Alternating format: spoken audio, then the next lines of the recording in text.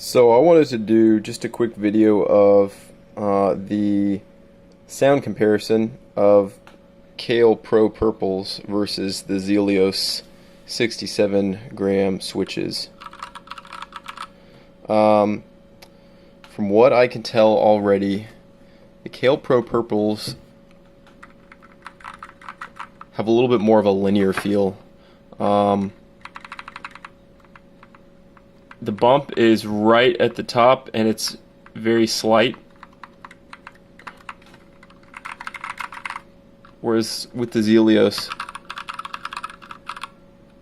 you can definitely feel the bump.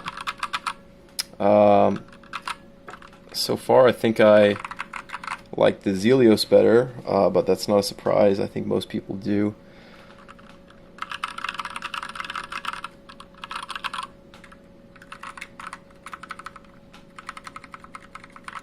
Yeah, the Kailh Pro Purples really do feel like kind of a linear switch.